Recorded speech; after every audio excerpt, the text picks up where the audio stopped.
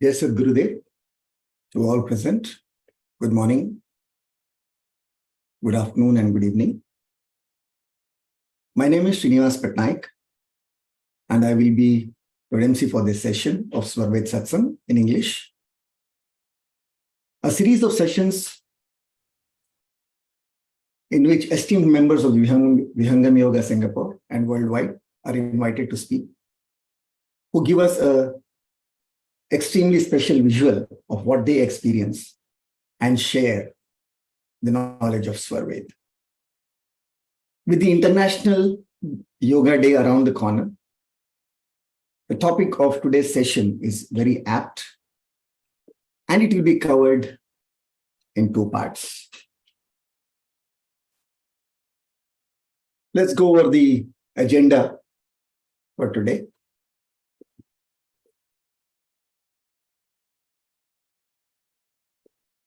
We will start the session after this introductory talk on welcome with Swagat and Mangalgam, followed by the presentation of the day, What is Yoga, Part 1.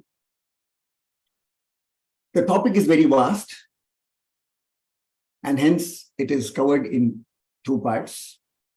So please do not miss the next week as well.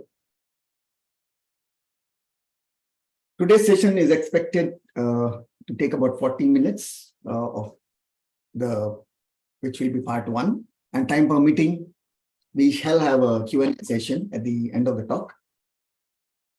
Please do place your questions in the chat box as we are going through the session so that they can collectively be answered. Or even you may unmute yourself in the end and ask. We shall be concluding the session with Shanti part and expect the satsang to close by around 12 p.m. Let me tell you a little bit about the Vihangam Yoga organization. For those who are not aware and are joining for the first time, and for those who are already aware, let me refresh your memory and introduce the organization to all. Vihangam Yoga organization is an NGO, a pioneer in yoga and meditation, advanced meditation training, uplifting the human life in all aspects. The organization was established in the year 1924 by His Holiness Sadguru Sadafal Devji Maharaj. He discovered this wonderful meditation technique and several tons of information which is there in the Swarved and his teachings after 17 years of strenuous meditation practice. Today, under the guidance of present Sadguru, His Holiness Sri Swatantra Devji Maharaj, Vihangam Yoga has reached more than 45 countries and has transformed lives of more than 5 million disciples worldwide. Our operational headquarters is located on the bank of Holy River Ganga in Prayagraj in India. Amidst the global pandemic, Vihangam Yoga Singapore team has taken several innovative initiatives, which include daily online sessions of breathing, pranayam, and Vihangam meditation. And even post-pandemic, we have also added more inclusive sessions, which include the current session, which we are having the satsang at 11 a.m. on Sundays. To know of the many more events that are happening, I would invite you to visit our website, vihangamsg.com, events page, and get associated for your own benefit and self-development. Without introducing this Swarved Mahamandir, which is located in Varanasi, an introduction to this Swarved Satsang will be incomplete. This huge, mammoth, life-changing view of this structure on the slide, which you see now, is located in Varanasi in India and can house 20,000 practitioners at any given time. This was recently inaugurated by our Honorable Prime Minister. Visiting the Swarved Mahamandir should definitely be on the bucket list of everyone listening to this satsang. I had the opportunity to visit the Mahamandir in January 2019 when the construction was still in progress. and also had the divine intervention of having to get initiated to the meditation technique right inside the Mahamandir. I can't tell you that experience. You got to experience it for yourself. Okay, let's move on with the session of today. We will commence by offering a small welcome song and a small prayer for world peace and prosperity in the holy feet of the Master and seek his blessings for this session. The prayer is displayed on the slides in English and Hindi right now. And I would like to invite Chandanji to chant this Swagat and Mangalgan.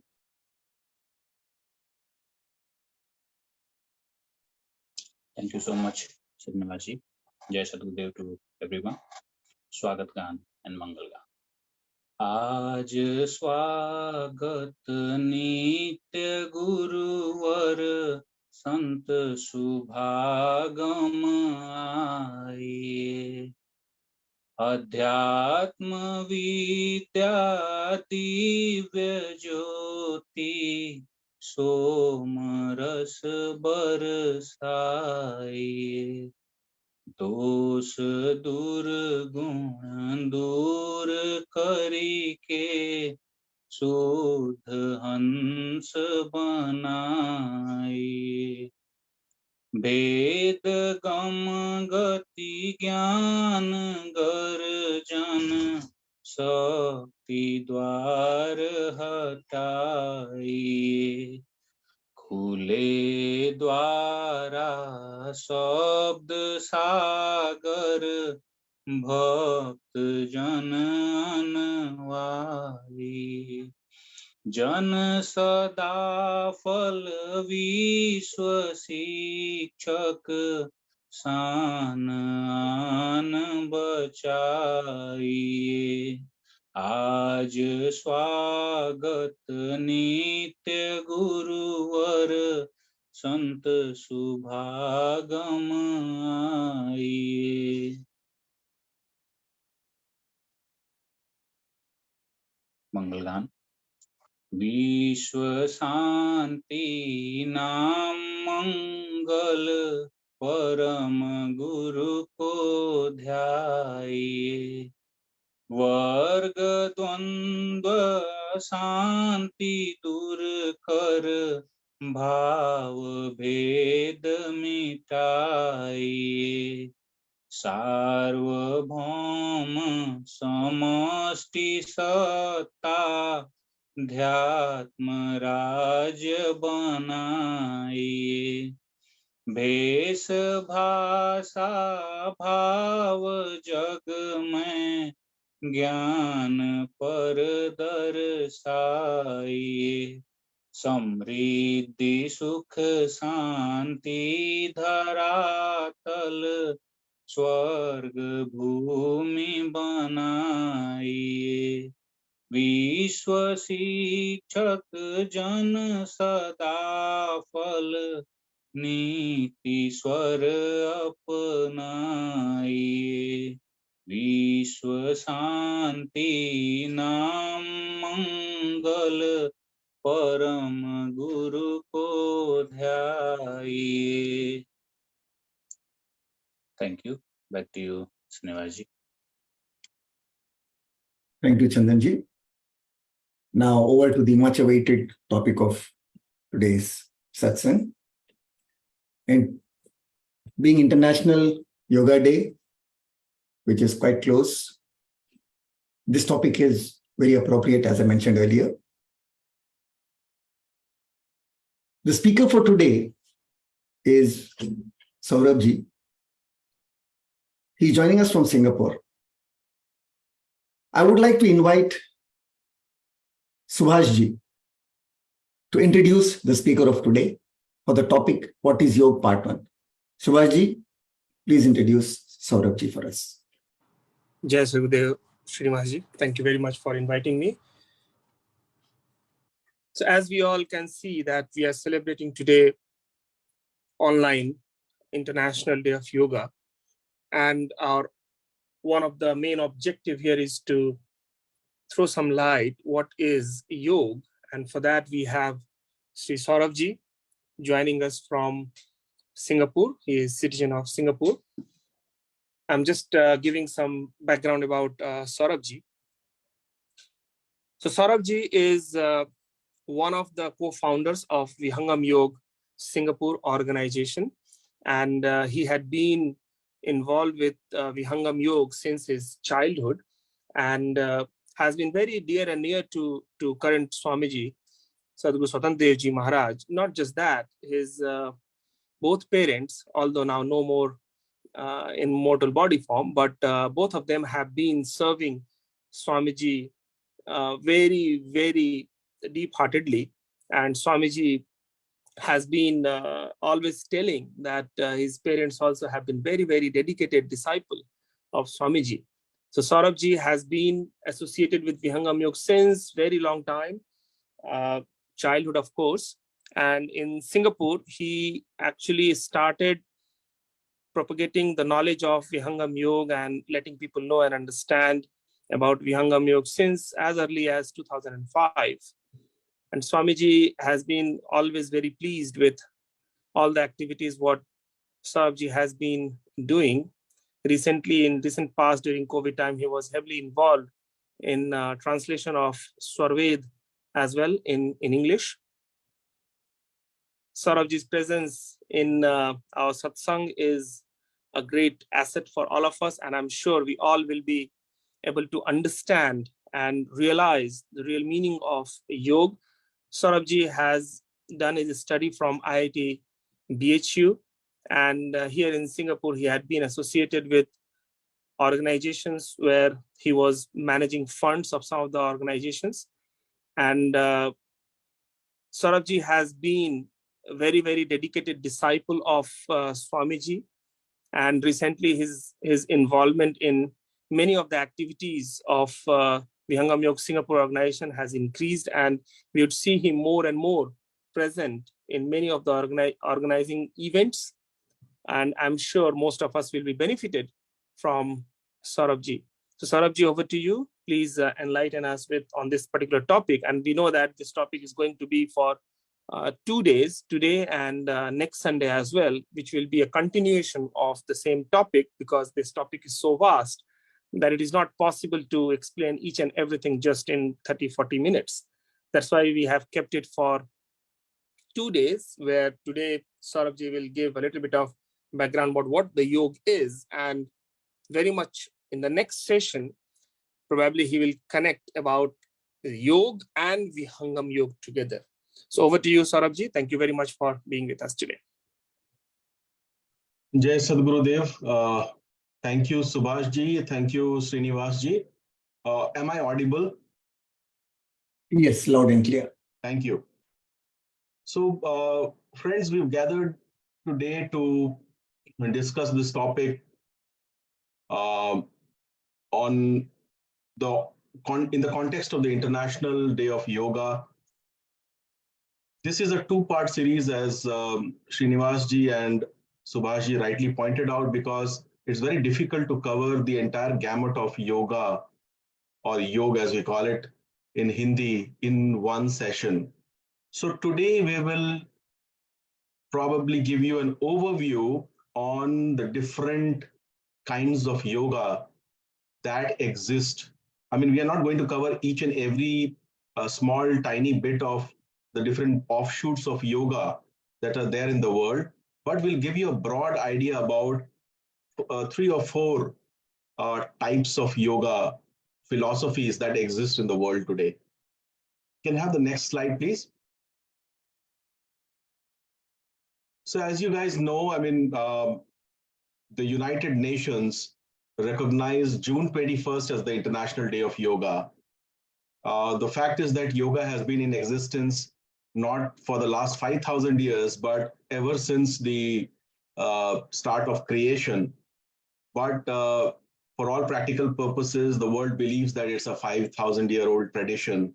And that's what United Nations has recognized as well. It passed a resolution which was co-sponsored by so many different countries. Almost every country was there. And in December 2004, the International Day of Yoga came into being. to serve as a dedicated day for highlighting the virtues of the practice of yoga. Can go to the next slide. So we at Vihangam Yoga Singapore also have brought out events which we'll go to in the next slide. This slide again gives you more on the International Day of Yoga. This is the longest day of the year, incidentally, which is the solstice in terms of India, and that is why this day was probably chosen. And yoga, as you know, has many benefits, and the benefits that have been given here are the benefits which most of the world associates yoga with, like yoga improving strength, balance, flexibility, helping with pain relief, helping to sleep better, better self-care. So when we talk about the mental benefits of yoga, helping to promote sleep better is touted to be one of them. Self-care, better self-care is also one of the mental benefits that is ascribed to yoga. So as we go deeper into the presentation, we will see what more yoga is all about other than what you see in the slide here. We can go to the next slide, please. So in keeping with the philosophy of the International Day of Yoga, Vihangam Yoga Singapore has organized 2 events. One later today afternoon at the Civil Services Club in Changi, and again the following week, the next Sunday on the 25th of June 2023 at Loyang.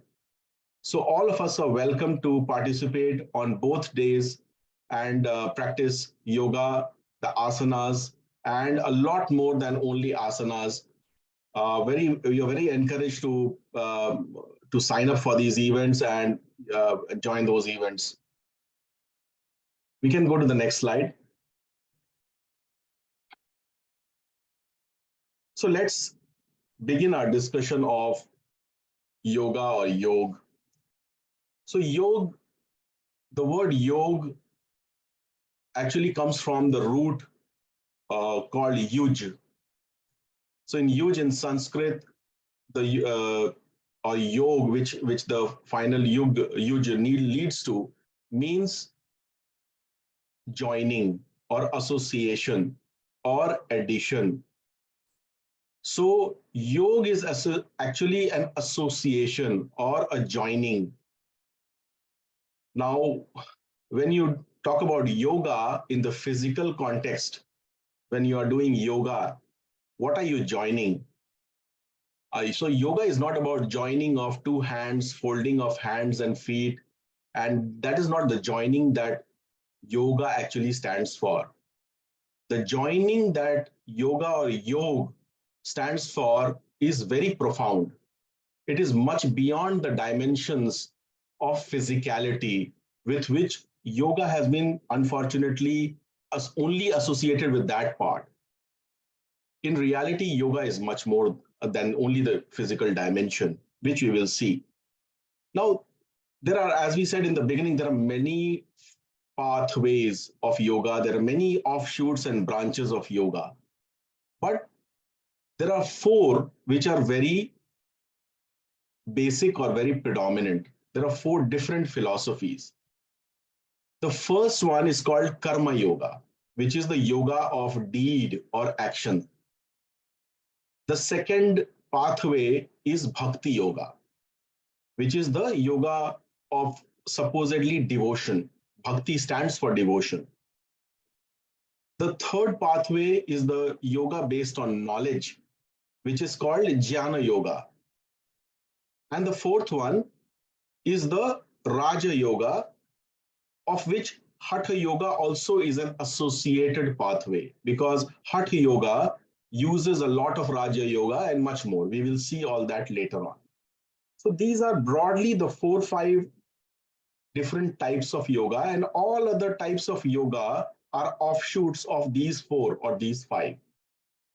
And today we will examine each one of them, not in great detail, but in some detail, and we will try to compare and contrast so that we know what these pathways are. We can go to the next slide.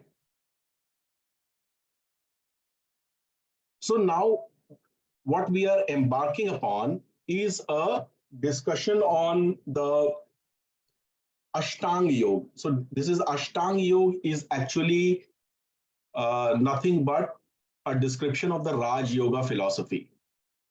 Ashtanga Yoga was brought to light by the sage Patanjali, and he enumerated the 8 limbs of yoga in his Yoga Sutras. So he defined 8 limbs of yoga, and these together make up Patanjali's definition of yoga. Now, what are these 8 limbs of yoga? They are the yam, the niyam, the asana, the pranayam, the pratyahar, the dharana, the dhyan, and the samadhi. We will discuss each of them in detail going forward. These 8 limbs, they are actually sequential. So what you see in this particular spoke of the wheel of yoga is the 8 wheels which we discussed in the previous slide.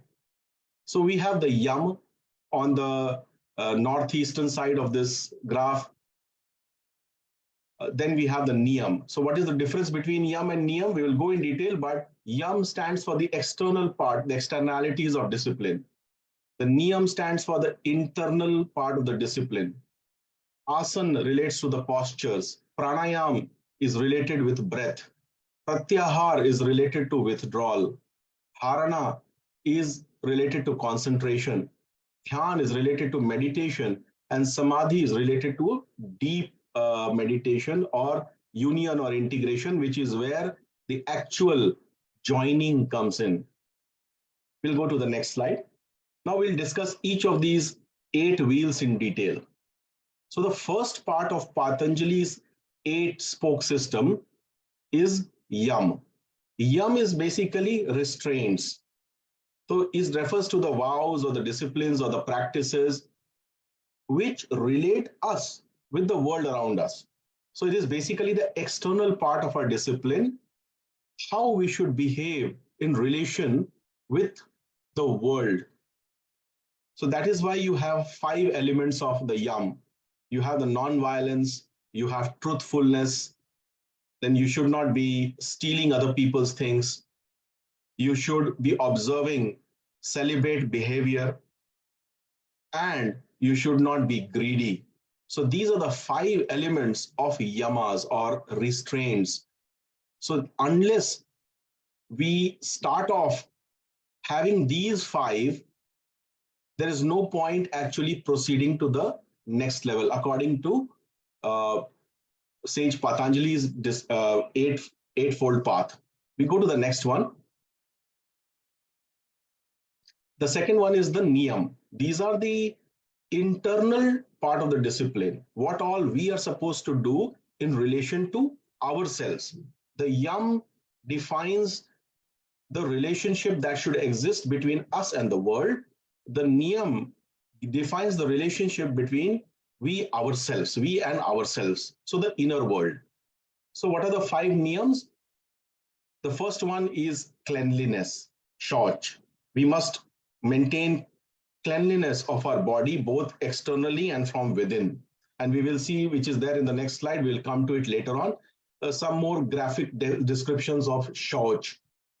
Then we have contentment, must be content. Then must have the renunciation from desires, the tap, that is the burning, or it is the penance, basically the tyag.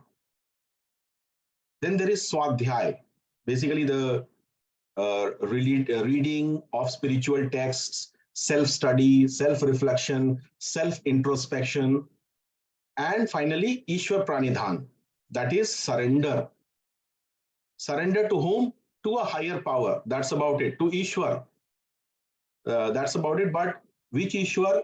Nothing stated about which Ishwar, where, etc. But we will come to later on when we discuss Raja Yoga or Hatha Yoga and Raja Yoga together.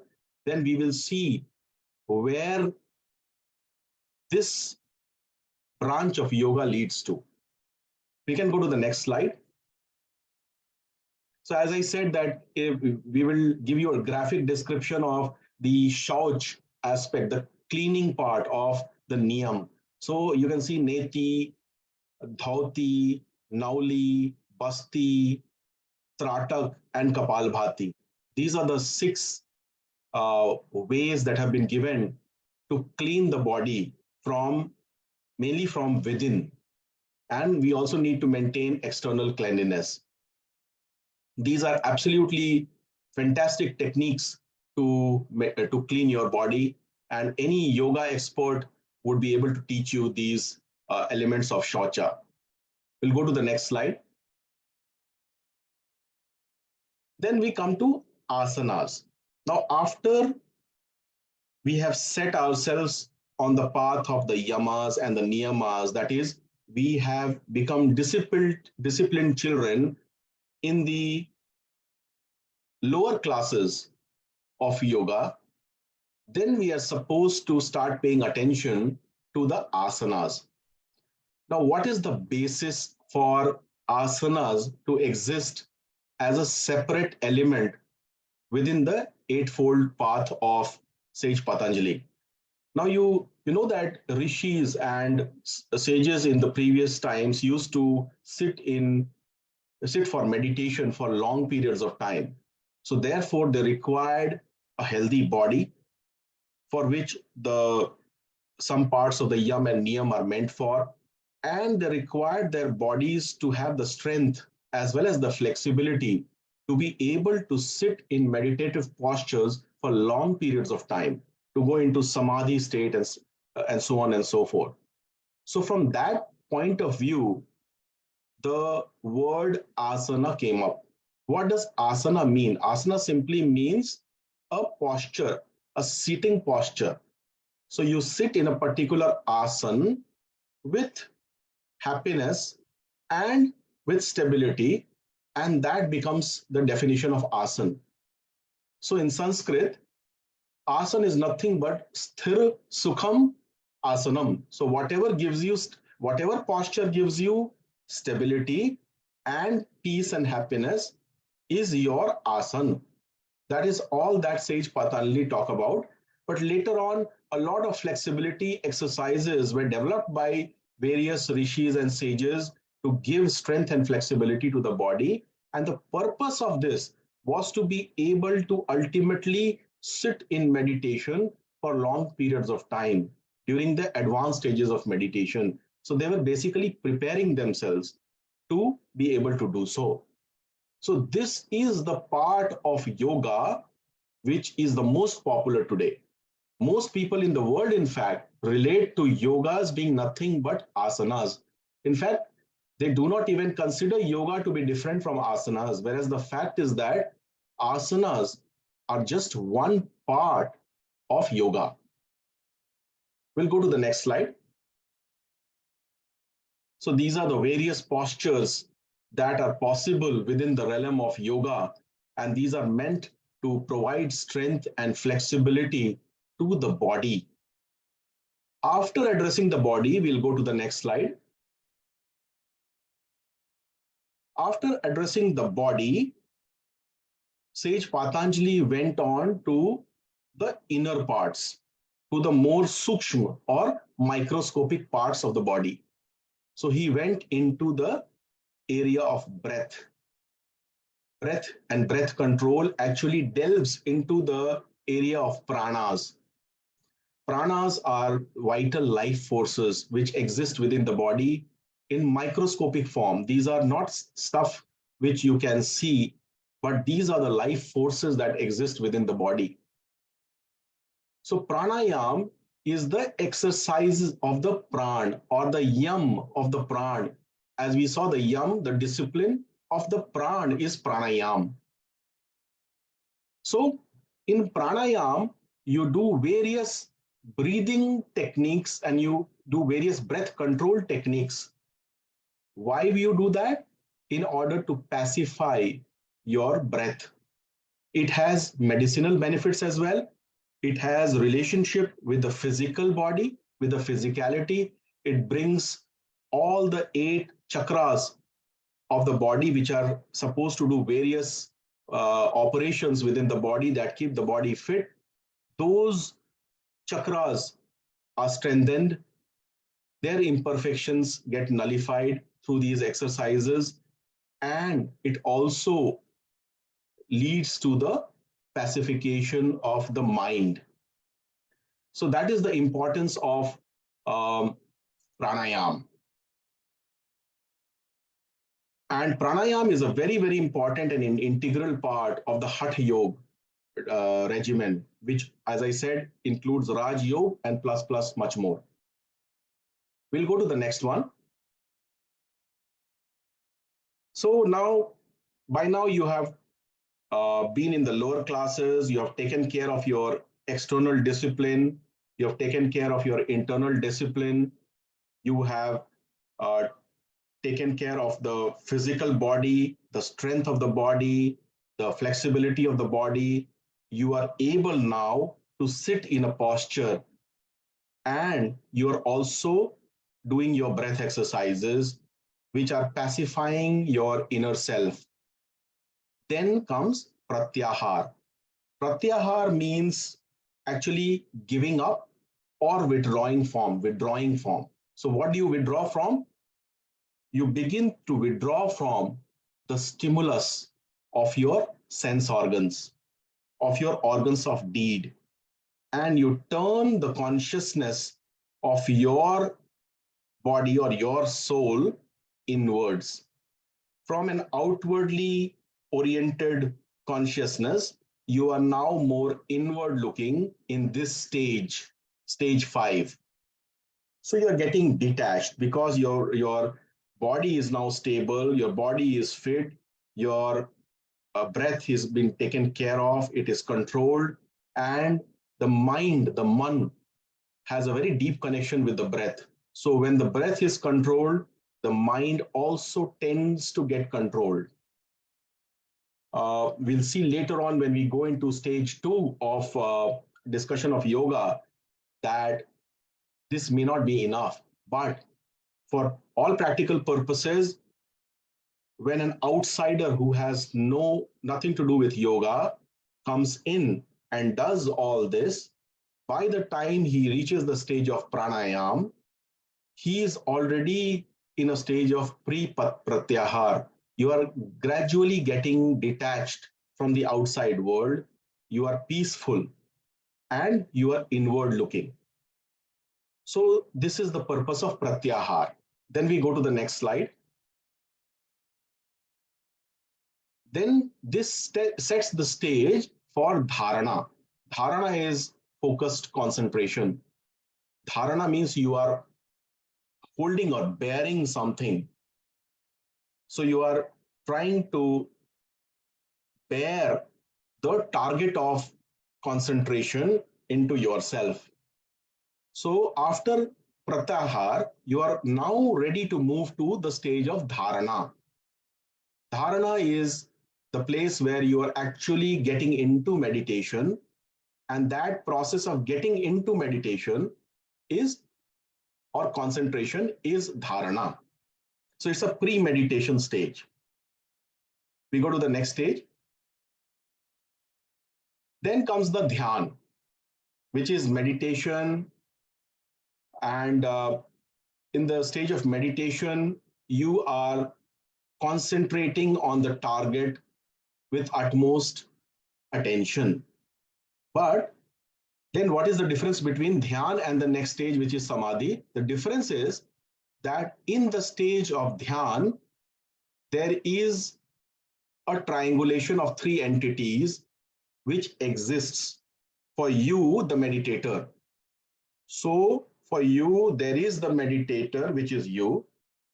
There is a meditation that is going on that you are doing. And then there is a target of meditation where you are focusing your concentration on. All these 3 entities you are aware of as a meditation practitioner. This is in Hindi, it is called Triputi Bhav. So in the stage of this Triputi Bhav, where all these 3 entities are distinctly there in your conscience, or in your stage of consciousness, this is the stage of meditation. And it looks very easy to come to this stage, but those of us who do meditation know how difficult this stage, to arrive at this stage is very difficult, because for a complete meditation or for a successful meditation, you need the mind to be in silence. It's very difficult. Only these three entities exist. When I say that a triangle of three entities, there is nothing other than the three entities that are there before the meditation practitioner at that stage. And this is very difficult to obtain in real practice, because your mind is the one which is in constant chatter. So during the stage of pranayam, you have undoubtedly been able to bring the mind to a relative state of rest from a relative state of extreme agitation and motion. But it doesn't sit. It's a mischievous child. You can't ask that child to sit for long. So by the time you have finished your pranayam and you are ready to move into the dharana and dhyan state, it is quite possible that your mischievous child, that is your mind, simply disappears, takes you along with it. So there is no more triputi. So you are gone, your consciousness is gone, and you are like into a different, you're into a different world from the world of meditation. So you are into some place else, although physically you are sitting in meditation, but mentally you're somewhere else, wherever your mind has taken you. So we will discuss all this in detail when we go forward, but this is what the meditation stage of Raja Yoga is. Let's go to the next one, which is the Samadhi. So Samadhi is oneness. In the previous slide of meditation, we saw that there is a triputi bhav. There is you exist, the meditation that you're doing exists, and the target also exists as three separate elements. But gradually, this is supposed to change into oneness. You lose a sense of yourself completely. There is nothing but the target. There is no distinction, because the concentration is so intense that you have completely lost a bearing, as you would say. This happens to us in our day-to-day lives also, right? When we are too engrossed with something, we don't know where we are. Only when we come out of that state do we understand, oh, where was I? So you were somewhere, but you yourself did not know that you existed. You were completely in sync with the subject that you were involved in. And that is a state of samadhi. But as we will see later on, that is Jada Samadhi. This is not the samadhi that yoga is intended for. But nevertheless, this is a state of samadhi. And this is a very deep state of concentration. So to achieve even this kind of concentration is extremely difficult. And what to talk about remaining in this state of concentration for long periods of time. When the mischievous child that we talked about, the mind is so active. Okay, so this is about the 8 stages of Patanjali's yoga.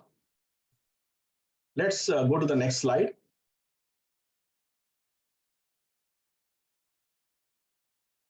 So now we put Raja Yoga to one side.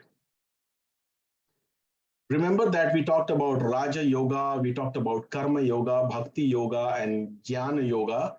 So now we are talking about the second philosophy. So Patanjali said that there are yoga is that 8-fold path that we talked about. Now keep it aside for a moment and focus on this slide. This is the slide of another philosophy of yoga called the Karma Yoga. And the genesis of this philosophy comes from the Bhagavad Gita, where Sri Krishna says that yoga is the the dexterity or the skill with which you do your deeds. So karmashu kaushalam becomes yoga. So what does this philosophy of yoga believe in? It believes in doing things the right way and also having the right attitude. So on the mental side of it, they say you should have the right attitude towards things, and on the doing side, that is on the side of doing external deeds, they talk about right action. So don't do anything that is harmful to others. Don't do anything which is from a selfish standpoint. Always be selfless. Perform your duties to the best of your ability. Give away stuff. Do various types of yajnas and give dan. So you give back more. Don't take too much. So have an element of sacrifice and go for penance, go for sacrifice, give back more. In terms of penance, both physical, verbal, as well as mental penance is talked about. So this is about doing things the right way in life. So you compare karma yoga with the eightfold path of sage Patanjali, you will see some distinctions. So sage Patanjali's eightfold path is a mixture of some goody things about doing things right or withdrawing from senses and stuff like that. But it is also about doing of certain other things like the dharana, the dhyan, the samadhi. So this one, the karma yoga, doesn't talk about that part of it. It talks about only the deeds part of it. Do good deeds, you will get there. That is the basic philosophy of karma yoga. So we'll go to the next slide now. Then we come to bhakti yoga. So we have discussed about Raja Yoga, which is the eightfold path. We have discussed Karma Yoga, which is talking about doing good things in a selfless manner, giving more back to society than you're taking, and essentially thinking good and doing good. Now, Bhakti Yoga has got 9 principles. Bhakti Yoga is the yoga of being devoted to something. So what are these 9 components of Bhakti Yoga? The first component is listening. So like we saw even in the Patanjali's eightfold path, one part had to do with reading of scriptures, the Swadhyay. So the equivalent here is listening to good things. The second part has to do with singing or chanting. So where the kirtan comes in, where you see the musicals in various parts of Bhakti Yoga. Then you remember, which means that you're always in touch with the divine. Which divine? Don't know. Everybody's divine can be different. So you're just remembering the divine at all times and you keep praying there. The fourth part has to do with service. So how do you do service? Who do you perform service to? To the needy.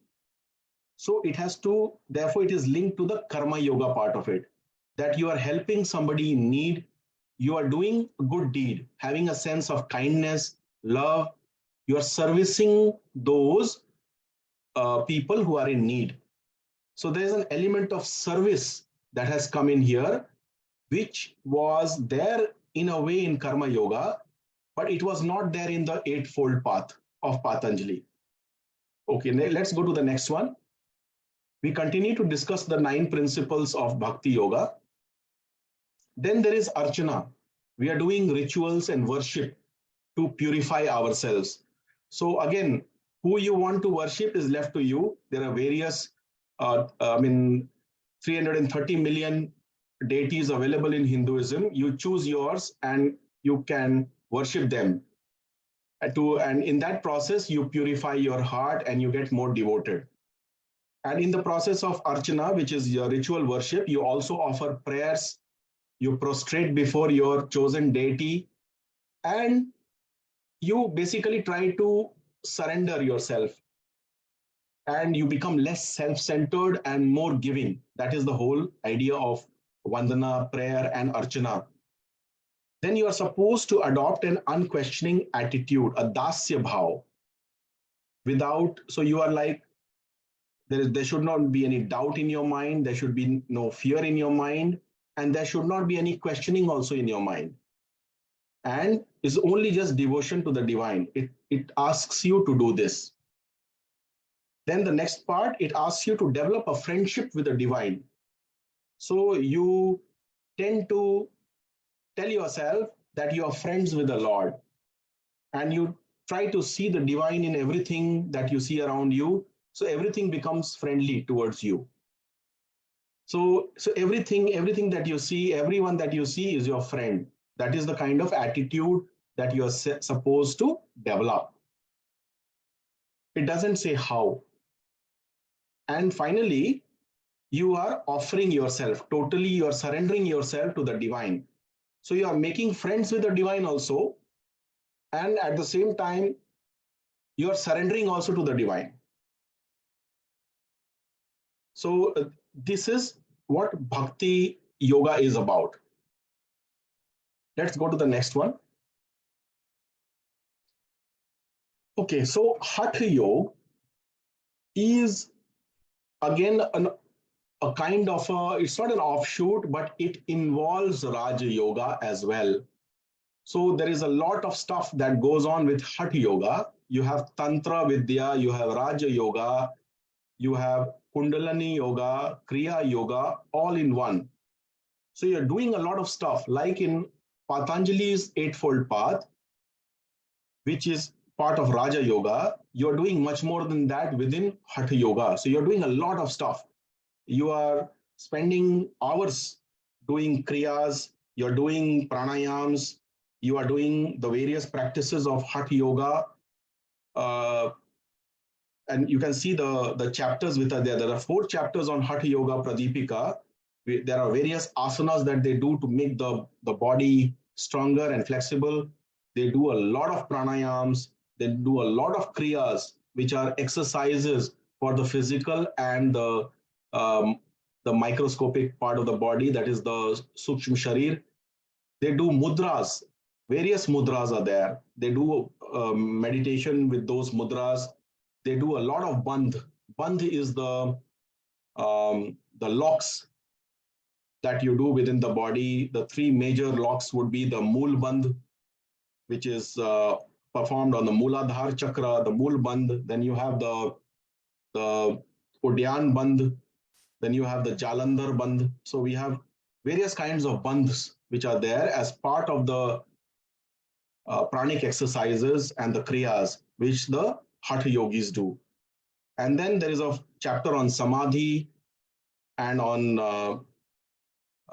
the meditation part of the Hatha Yoga. So what is the objective of Hatha Yoga? We'll go to the next slide. The Hatha Yoga ultimately wants to go into the stage of Samadhi, like the Patanjali's Eightfold Path. But what is the ultimate objective of Hatha Yoga? It is the rousing or the awakening of the Kundalini and its union with Shiva at the Sahasrar Chakra. This is the final stage of Samadhi and Mukti according to the Hatha Yoga philosophy.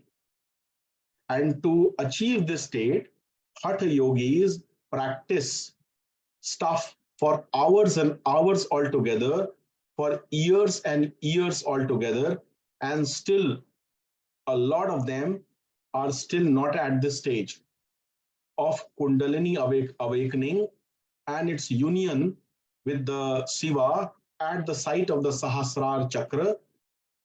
We will see all this. All this is very technical.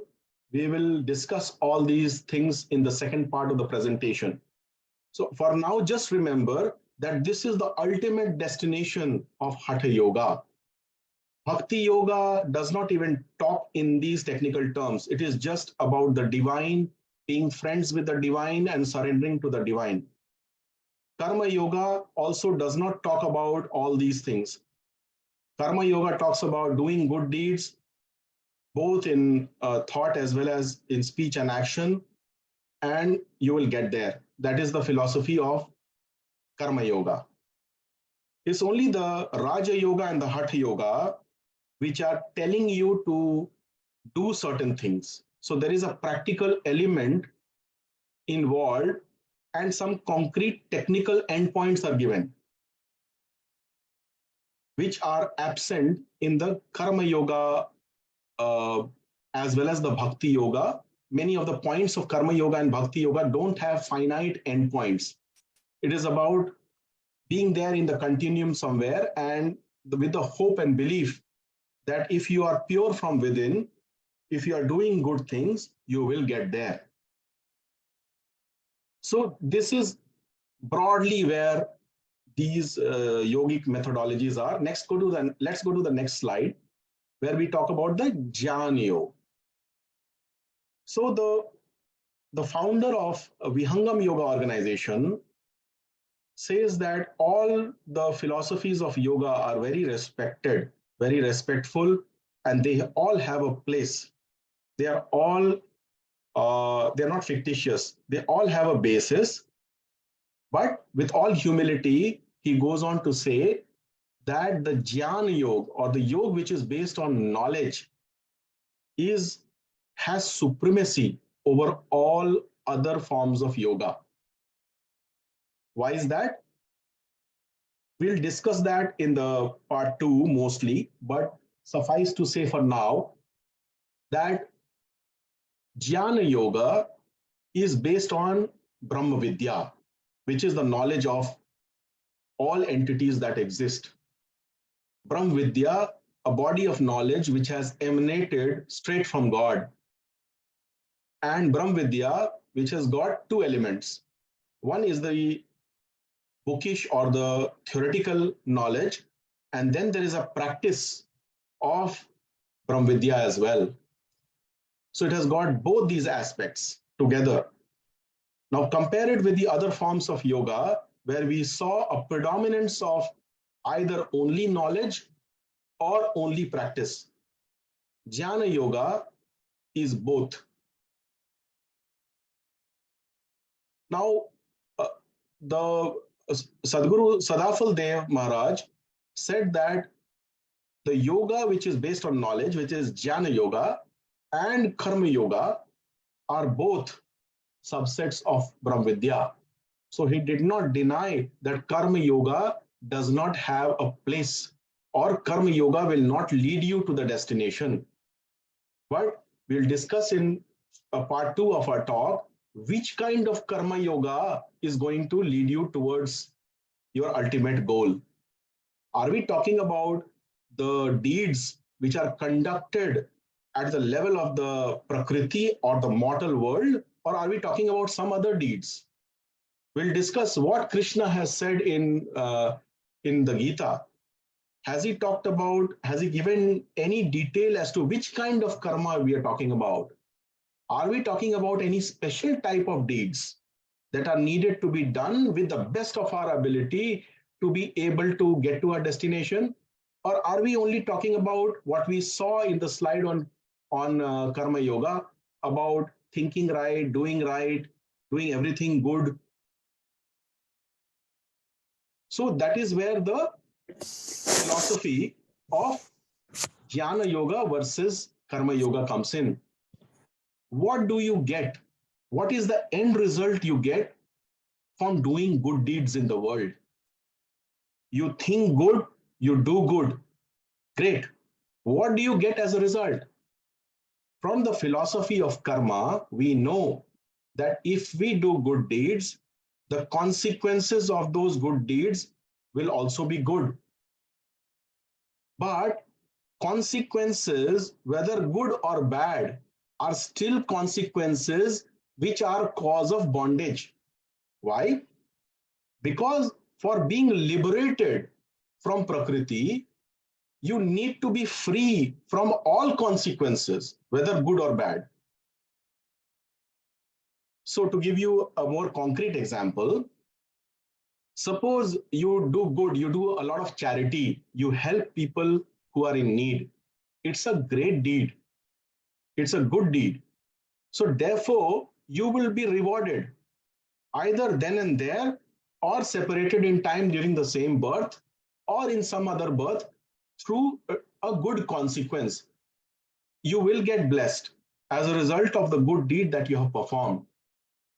But that good deed that you did was within the context of Prakriti or within the context of the mortal world. So the consequence that will also unfold as a result of the doing of that good deed is also a consequence that will unfold in the mortal world itself. And it will bind you to the mortal world. It will not allow you to get free from the mortal world, from the clutches of Prakriti. It won't allow you to get liberated. So you keep on doing good deed, you keep on getting the baggage of good consequences which you have to bear. Of course, you are enjoying it, but you have to be there in the world. You can't get liberated until your karma balance becomes zero. So karma yoga, the karma yoga that exists or bhakti yoga that exists in the current form do not address this particular aspect of deeds. In other words, both karma yoga and bhakti yoga in their current form as we see today in the world are only talking about doing good things which have good consequences in the context of the mortal world or in the context of Prakriti. And anything which is done within Prakriti in the form of a Prakritik karma or a Prakritik deed has got only Prakritik consequences, good or bad. So mortal world virtues will give you luxuries in life, but it won't give you the bliss that you're looking for. It's only the progress in yoga meditation which will ultimately give you bliss, which is permanent happiness. So Brahmvidya or Jnana Yoga, the knowledge that it contains is knowledge of beyond the mortal world. So that there are two broad discriminations. One is the boundary of the mortal world, where many knowledge forms exist. There are many arts, there are many sciences, there are many skills within the context of the mortal world, but they all operate within this domain. Brahmvidya also talks about stuff that exists beyond the mortal world, which we cannot reach unless we follow a certain methodology of special deeds, which have no mortal world consequences.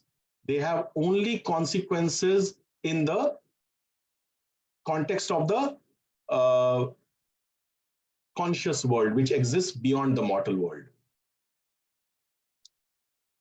So the karma yogi, the one who follows karma yoga, he ultimately also renounces, because in all these philosophies, there is a concept of renunciation.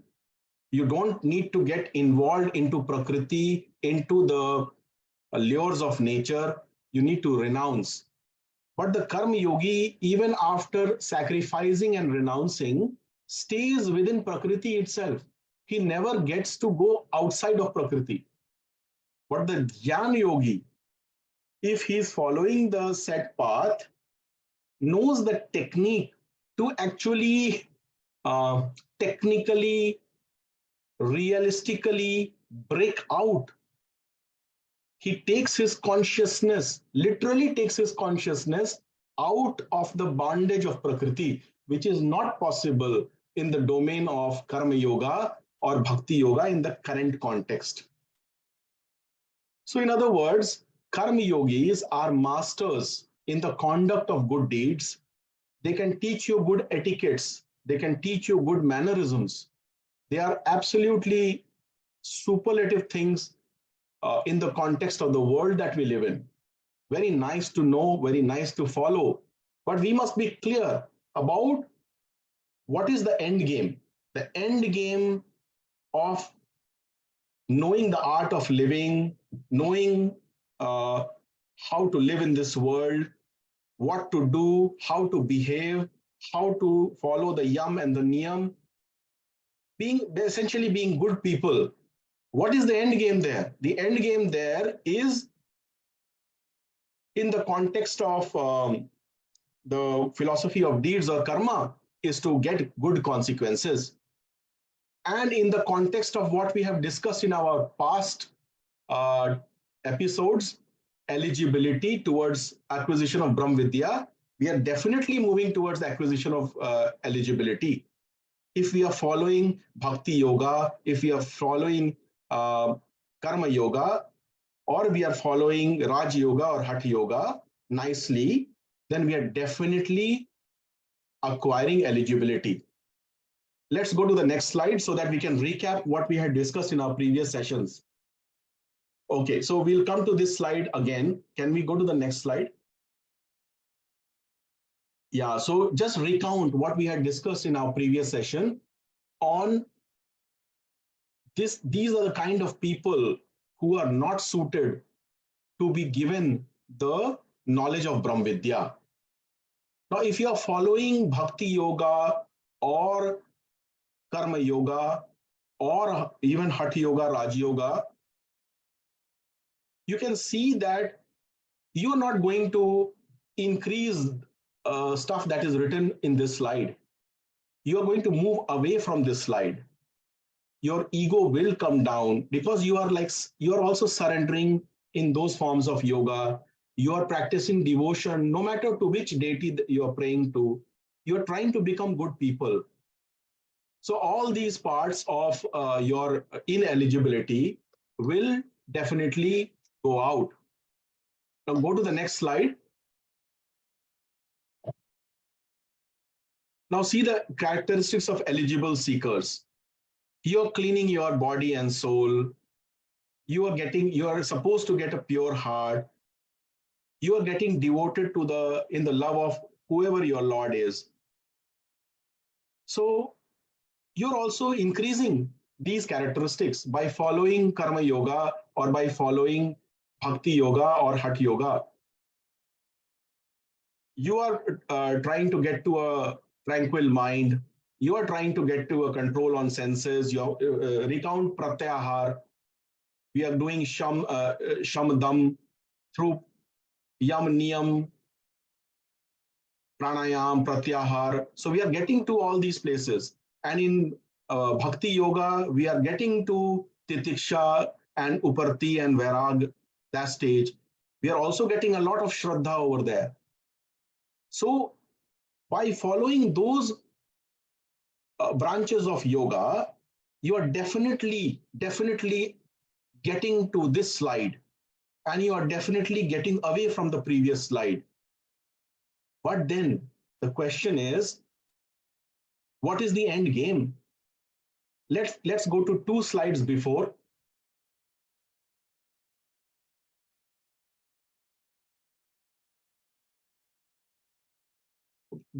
Yeah. One more, yeah, this one. So what's the end game? You're following Karma Yoga, Bhakti Yoga, Raj Yoga, Hatha Yoga. All these yoga philosophies and some part of Jnana Yoga as well operate within the realm of Prakriti, which is the mortal world of the universe. So they operate in the domain of deeds, and eligibility criteria all come at this stage. So by following all those yoga methodologies, you can get to the ultimate level of eligibility. But eligibility for what? Eligibility to be given the knowledge of Brahm Vidya. So what I'm trying to say is that the end destination of Bhakti Yoga or Karma Yoga or Raj Yoga or Hatha Yoga, or even the initial portions of the Jnana Yoga, is to come to a platform of eligibility from where the real journey begins. And at that level, the primary school education ends. We have to move into the next school, that is the secondary school. The primary school, passing your PSLE is not the end game of life. And actually, that is the end game of all these different forms of yoga. They will give you the ultimate eligibility if you are following them righteously, honestly, and with great intent. But what's the point getting eligible if you're not going to take it forward to the next logical conclusion? You are still within the realm of Prakriti, and unfortunately, getting Kundalini arousal and not knowing what to do next is very unfortunate. Imagine a person who for his entire life was a Hatha yogi, and he practiced Hatha yoga for so many hours a day throughout his life, and towards the end of his life was able to achieve awakening of the Kundalini, and then did not know, and he just thought that that was it. He had achieved God. God is nowhere near Prakriti. God is away from Prakriti. From where the mind and the thought and the speech return, because they are unable to go any further.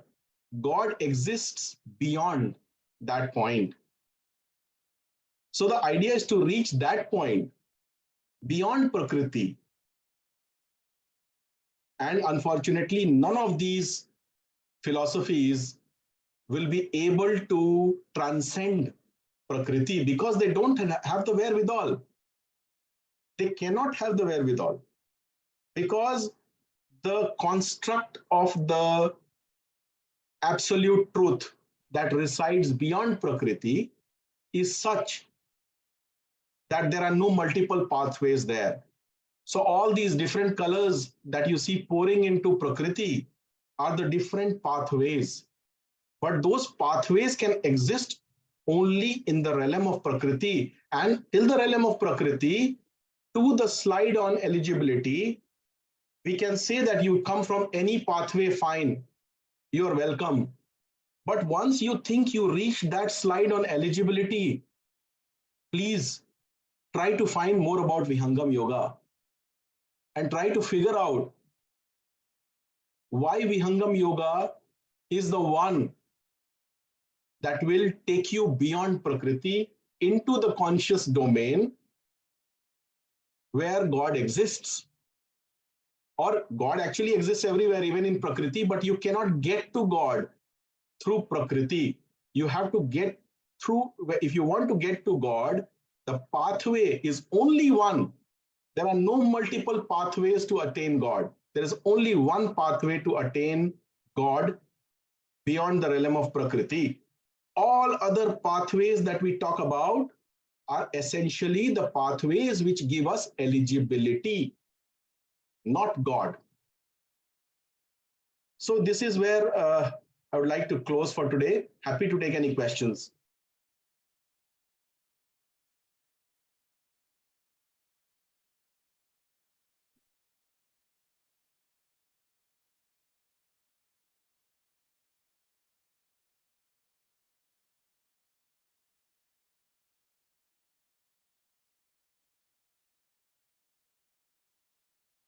Thank you. Thank you, Saurabh.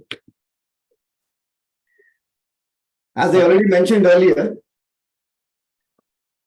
this session and the next are going to be very powerful. I can't wait for the next one.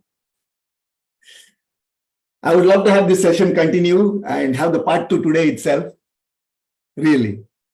I invite all of you to mark your calendars and be present for the next session. But in the interest and of time and pre-commitments of all, we have to conclude here. If only I was told more about it in our primary school when I was introduced to yoga. And I was only told yoga is asanas at that time too. For many years, I thought yoga was all about that. 2 parts is not enough, Saurabh. I guess it needs at least 10 parts. My sincere request to you is to create more detailed technical sessions going forward. The command over the topic that you have is very enchanting, convincing, very eye-opening, and myth-breaking.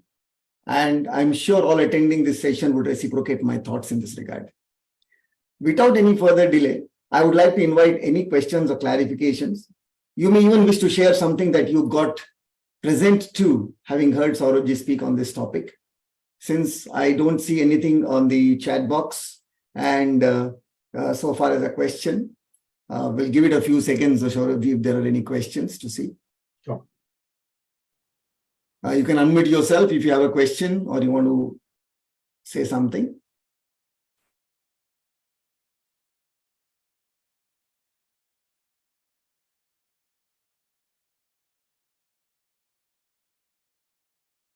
Reading Saurabh is still an in-progress activity for me.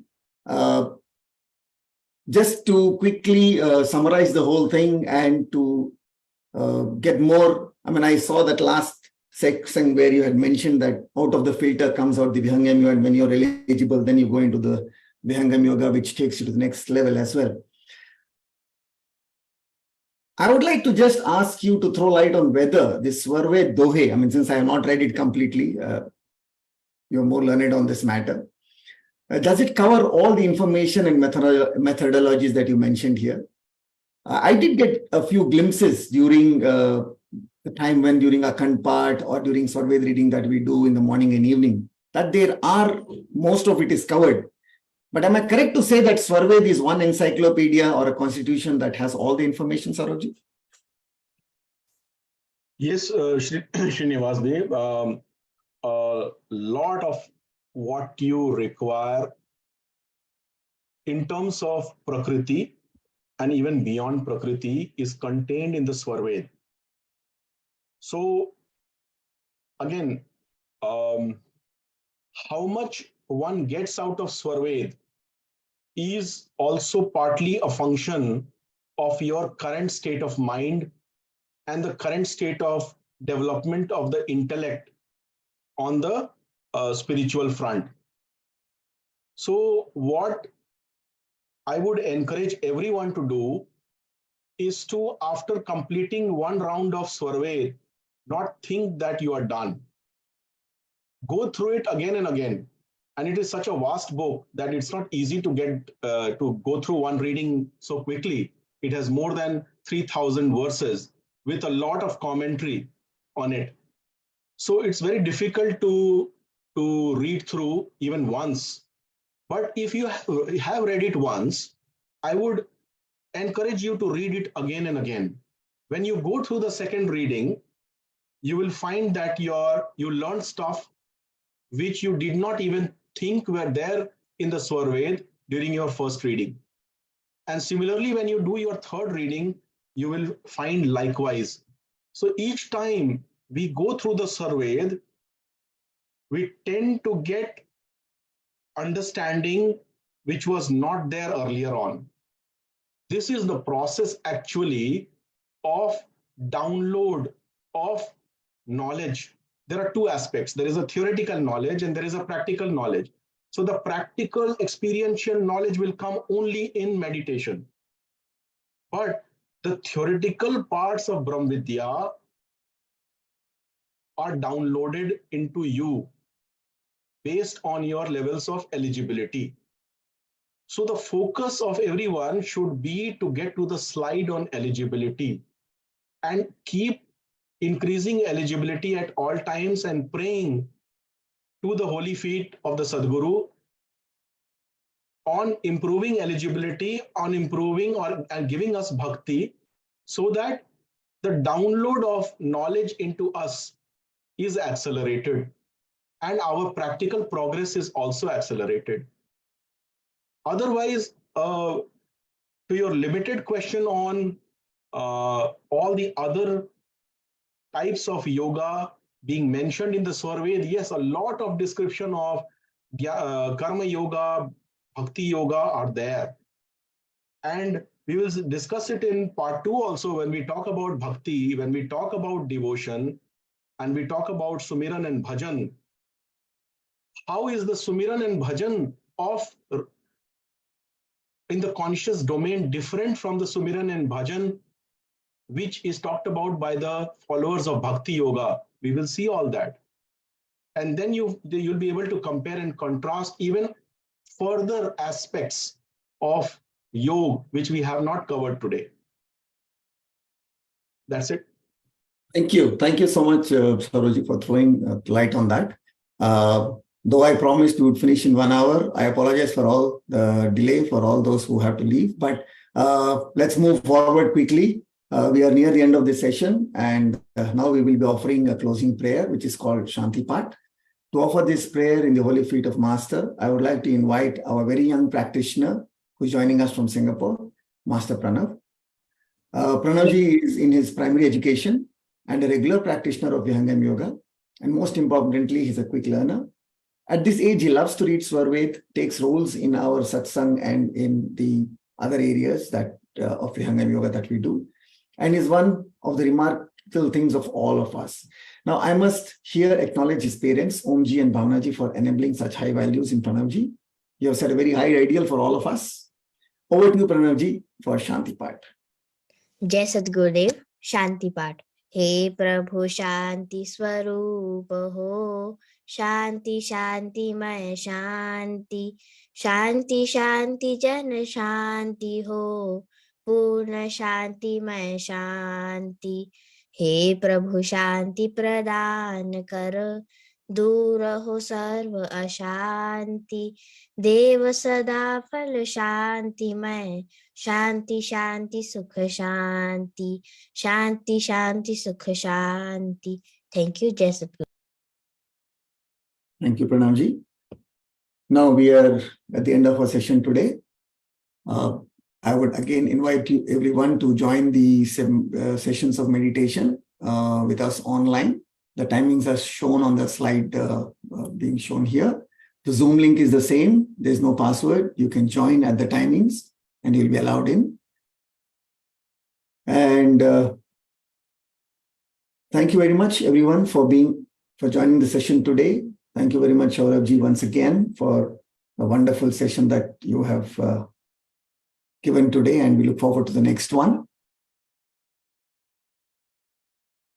You can visit our website, which has got all the information, events, upcoming events, and look forward to see as many of you as possible in the evening today at 4 p.m. at the Civil Services Club in Changi, near Changi village, for the evening, for the session on yoga. Thank you very much, everyone.